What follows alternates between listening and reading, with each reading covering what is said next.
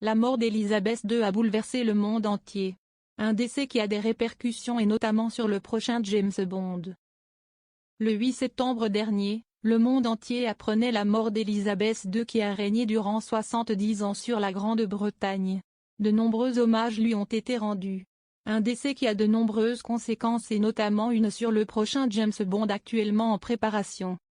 En effet, depuis sa création, le célèbre agent a toujours été au service de Sa Majesté la Reine.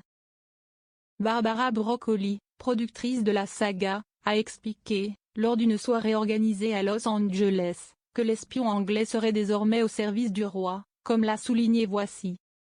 Un changement qui fait suite à l'accession au trône de Charles III. Le personnage principal de James Bond est l'élément le plus important des films et nous pensons qu'il est incorruptible, qu'il est au service de la reine, et désormais du roi et de la patrie, a-t-elle déclaré. Qui incarnera le prochain James Bond? Ce n'est pas le seul changement du prochain James Bond. Pour le moment, on ignore encore quel acteur endossera le costume de l'agent 007. Daniel Craig, qui campe ce personnage depuis 5 films, a décidé de faire ses adieux au personnage du célèbre agent secret, après la sortie de Mourir peut attendre en octobre dernier. Après Barry Nelson, David Niven, Sean Connery, Roger Moore, George Lazenby, Timothy Dalton, Pierce Brosnan et Daniel Craig, on ne sait toujours pas qui interprétera James Bond dans le prochain opus.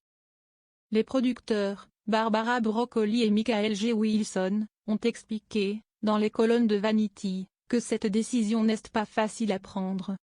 Lorsque nous choisissons Bond, si est un engagement de 10, 12 ans, ont-ils précisé. Un engagement qui peut effrayer certains comédiens, ils hésitent probablement à se lancer. Tout le monde ne veut pas faire ça, a reconnu Barbara Broccoli. Et d'ajouter, il ne s'agit pas seulement de se présenter pendant quelques mois de tournage.